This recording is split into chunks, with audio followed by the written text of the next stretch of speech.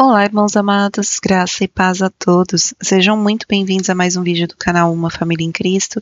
Eu sou a Kíssela e hoje, para a honra e glória do nosso Pai, faremos a leitura do 147º dia, seguindo com o livro de 2 Samuel, capítulo 12, versículos 1 ao 31, livro de João, capítulo 16, versículos 1 ao 33, Salmos, capítulo 119, versículos 65 ao 80, e Provérbios, capítulo 16, versículos 4 e 5. Amados, antes de iniciarmos a leitura, vamos agradecer ao nosso Pai e pedir a direção para o estudo? Pai amado, graças te damos por tudo.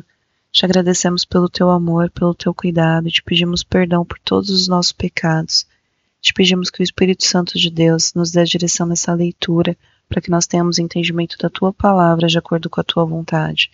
Que assim seja em nome do Senhor Jesus Cristo. Amém. 2 Samuel, capítulo 12, versículos 1 ao 31. O Senhor enviou Natã a Davi. Natã foi falar com Davi e lhe disse: Havia numa cidade 2 homens, um rico e um pobre. O rico tinha ovelhas e gado em grande número, mas o pobre não tinha coisa nenhuma, a não ser uma cordeirinha que havia comprado. Ele a criou e ela cresceu em sua casa, junto com seus filhos. Comia da sua comida e bebia do seu copo. Dormia nos seus braços e ele a tinha como filha. Certo dia, chegou um viajante à casa do homem rico, e este não quis pegar uma das suas ovelhas ou um dos seus bois para dar de comer ao visitante que havia chegado. Em vez disso, pegou a cordeirinha do homem pobre e a preparou para o homem que havia chegado. Então o furor de Davi se acendeu contra aquele homem, e ele disse a Natã: Tão certo como vive o Senhor, o homem que fez isso deve ser morto, e pela cordeirinha restituirá 4 vezes, porque fez uma coisa dessas e porque não se compareceu. Então Natã disse a Davi: Esse homem é você. Assim diz o Senhor, o Deus de Israel. Eu o ungi rei sobre Israel, e eu o livrei das mãos de Saul. Eu lhe dei a casa de seu senhor e as mulheres de seu senhor em seus braços. Também lhe dei a casa de Israel e de Judá. E, se isso fosse pouco, eu teria acrescentado tais e tais coisas. Porque então você desprezou a palavra do Senhor, fazendo o que era mal aos olhos dele. Com a espada você matou Urias, o heteu. Você tomou por esposa a mulher dele, depois de o matar com a espada dos filhos de Amon. Agora, pois, a espada jamais se afastará da sua casa, porque você me desprezou e tomou a mulher de Urias, o heteu, para ser sua mulher, assim diz o Senhor. Eis que farei com que de sua própria casa venha o mal sobre você. Tomarei as suas mulheres à sua própria vista e as darei a outro homem, que se deitará com elas em plena luz do dia. Porque você o fez em segredo, mas eu farei isso diante de todo Israel em plena luz do dia. Então Davi disse a Natã: Pequei contra o Senhor. E Natã respondeu: Também o Senhor perdoou o seu pecado.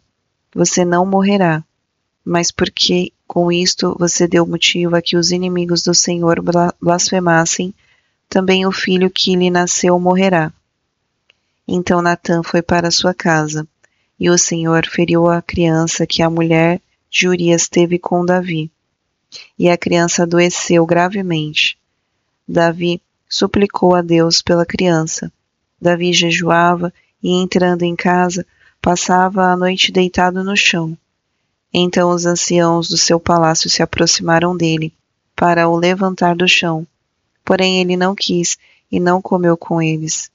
No 7º dia a criança morreu, e os servos de Davi ficaram com medo de informá-lo de que a criança estava morta, porque diziam: Quando a criança ainda estava viva, falávamos com ele, mas ele não dava ouvidos à nossa voz. Como então vamos dizer a ele que a criança morreu? Poderá fazer alguma loucura. Mas Davi notou que os seus servos cochichavam uns com os outros e entendeu que a criança havia morrido. Então perguntou: A criança morreu? Eles responderam: morreu. Então Davi se levantou do chão, lavou-se, ungiu-se, trocou de roupa, entrou na casa do Senhor e adorou. Depois voltou para o palácio e pediu comida. Puseram-na diante dele, e ele comeu. Os seus servos lhe disseram: que é isto que o Senhor fez? Pela criança viva o Senhor jejuou e chorou, mas depois que ela morreu, se levantou e se pôs a comer.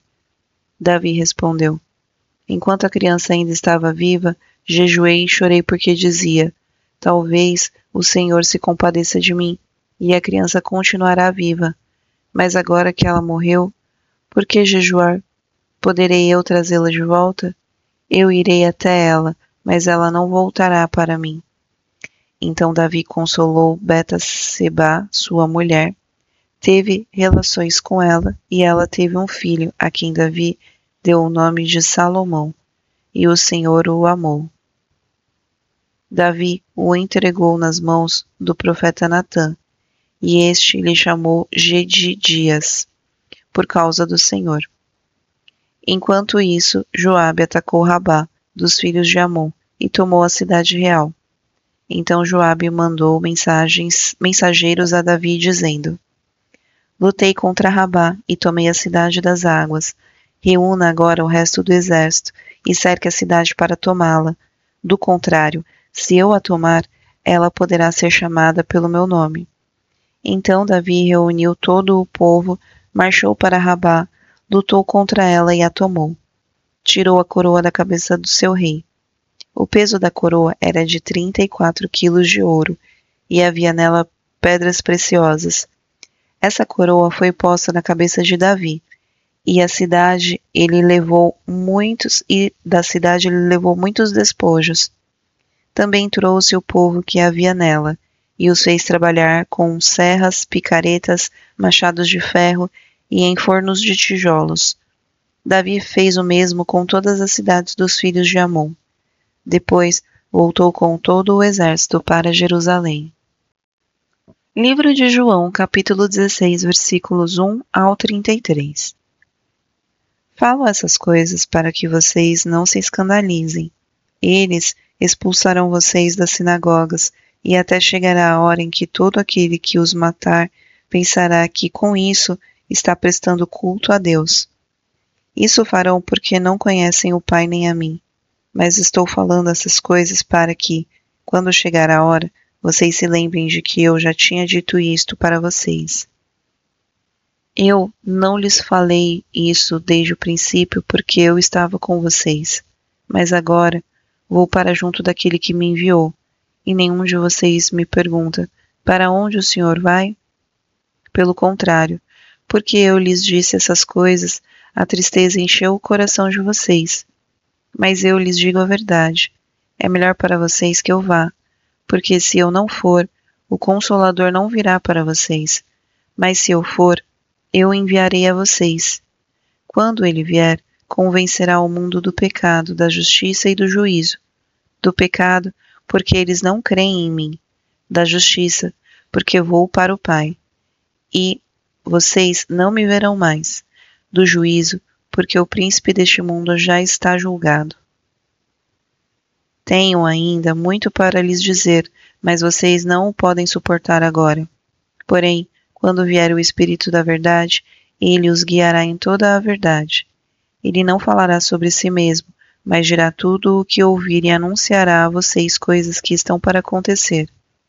Ele me glorificará, porque vai receber do que é meu e anunciará isso a vocês. Tudo o que o Pai tem é meu. Por isso eu disse que o Espírito vai receber do que é meu e anunciar isso a vocês. Um pouco, e vocês não me verão mais.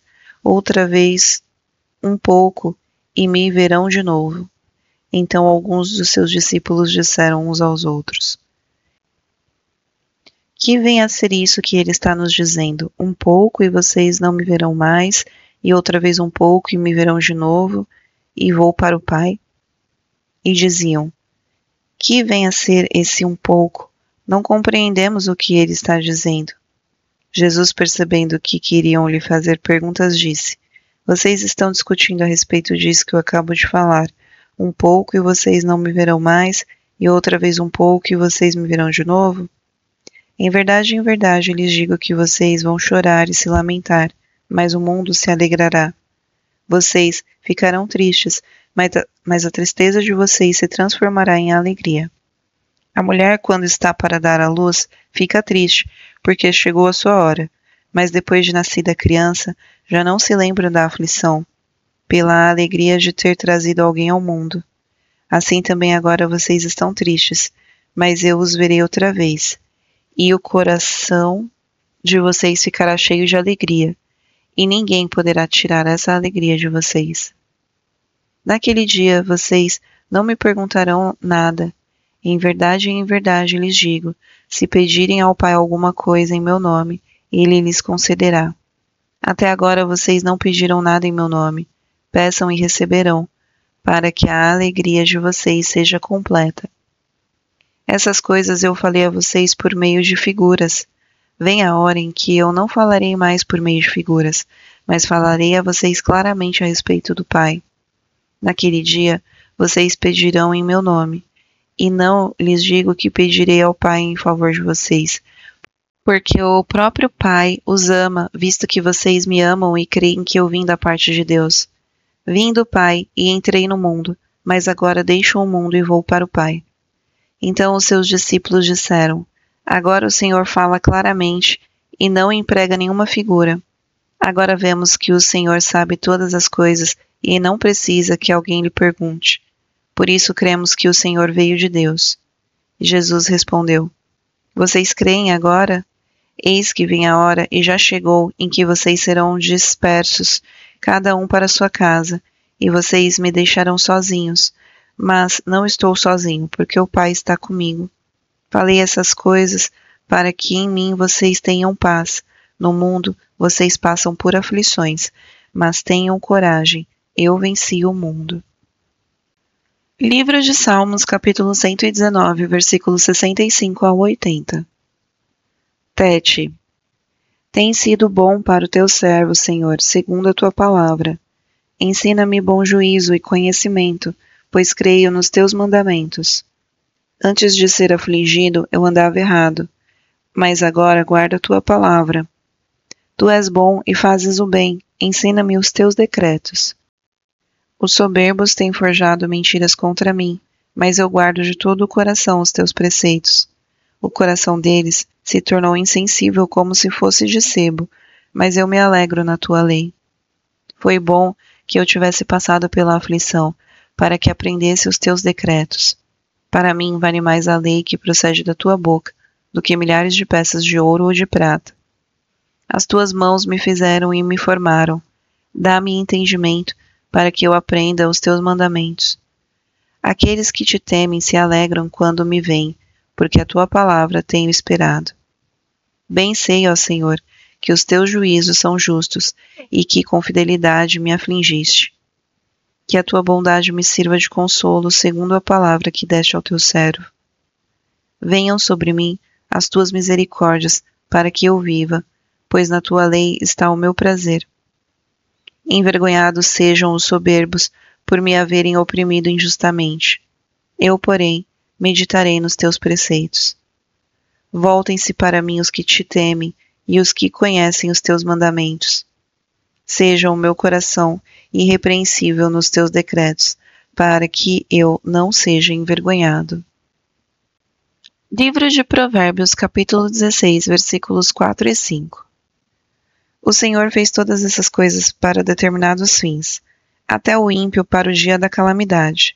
O Senhor detesta todo aquele que é orgulhoso, é evidente que este não ficará impune.